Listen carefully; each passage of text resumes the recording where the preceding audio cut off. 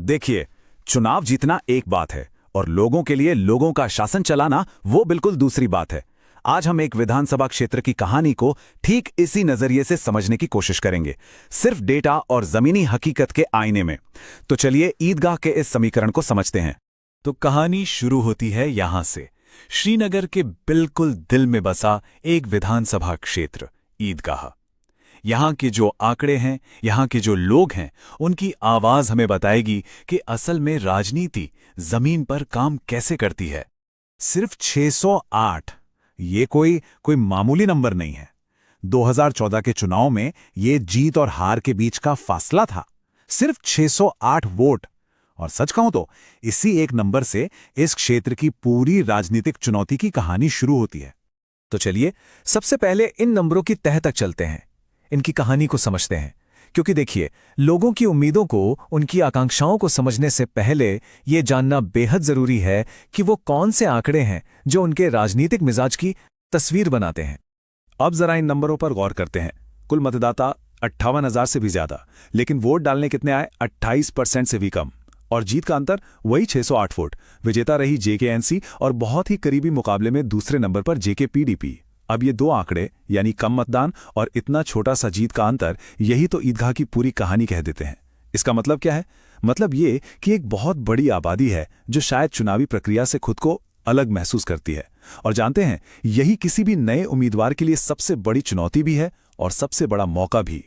ठीक है, तो आंकड़े तो अपनी जगह हैं, पर अब उनसे आगे बढ़ के जमीनी हकीकत की बात करते हैं, लोगों की बात करते हैं।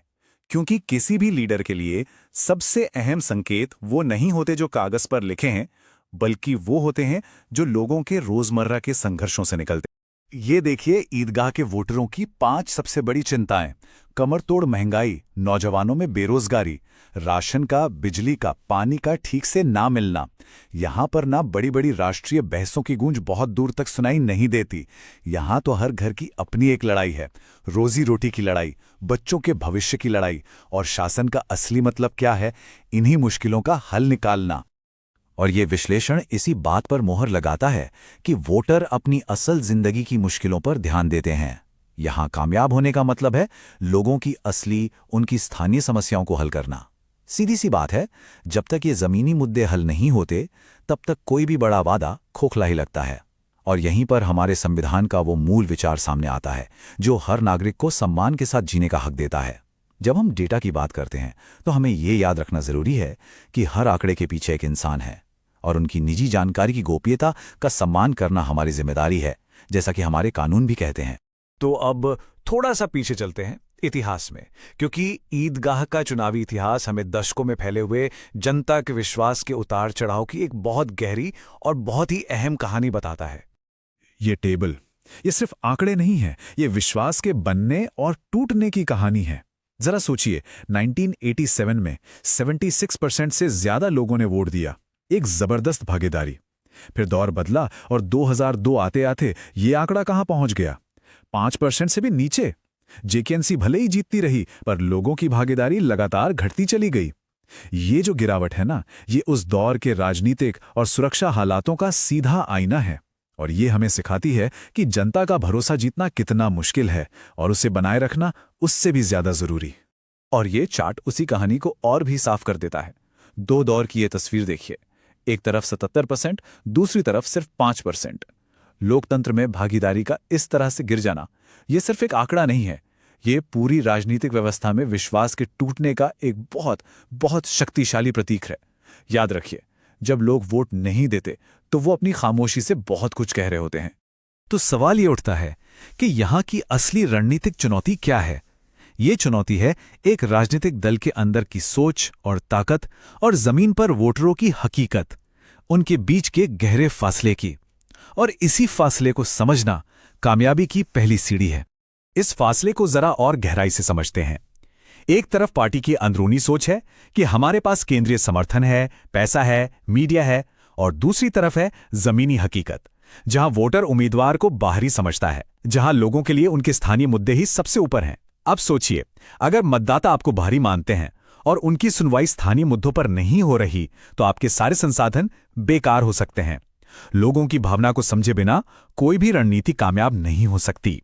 तो ठीक है, हमने समस्या को समझ लिया, उसका विश्लेषण कर लिया। अब आते हैं समाधान पर। इन सारी जानकारियों के आधार पर एक ऐसा एक्शन प्लान, एक ऐसा ब्लूप्रिंट कैसे बनाया जाए जो इस दूरी को पाट सके और एक भरोसेमंद शासन की नींव रख सके। तो सबसे पहले बात करते हैं उम्मीदवार की। एक कामयाब उम्मीदवार का चेहरा कैसा होना चाहिए? देखिए, वो कोई ऐसा व्यक्ति हो जो स्थानीय हो, जिसकी जड़ें यहीं की हों, जिसकी छवि साफ सुथरी हो, जिसे लोग अपना मान सकें।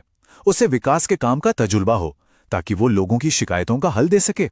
और हाँ, आज के जमाने में उसे डिजिटल दुनिया की समझ हो ताकि वो नौजवानों से उनकी भाषा में, उनके तरीके से जुड़ सके। और फिर आता है एक्शन प्लान, एक 120 दिन का रोड मैप। ये दिखाता है कि कोई भी अभियान एक व्यवस्थित, एक चरणबद्ध तरीके से चलना चाहिए।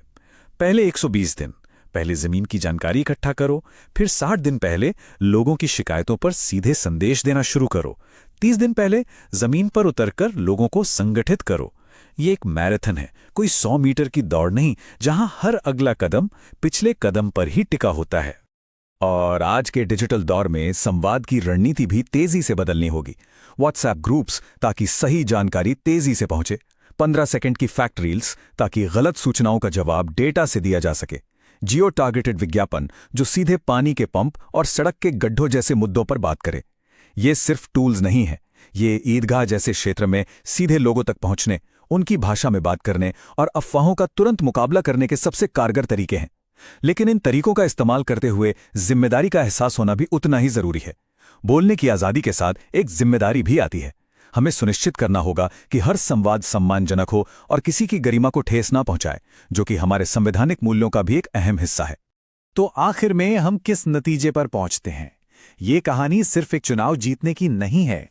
ये कहानी है एक जनादेश को एक मूवमेंट में, एक आंदोलन में बदलने की। एक ऐसा आंदोलन जो नागरिकों और शासन के बीच टूटे हुए विश्वास के पुल को फिर से जोड़ सके। और यहीं पर सबसे बड़ा सवाल खड़ा होता है, क्या डेटा, क्या एक सही रणनीति उस भरोसे को वाकई फिर से बना सकती है जिसे टूटने में पीढ़ियां लगी हैं? सोचिएगा जरूर, क्योंकि ये सिर्फ एक सीट जीतने की बात नहीं है। ये एक ऐसी व्यवस्था बनाने की बात है जो वक्त के साथ लोगों का विश्वास फिर से कमा सके।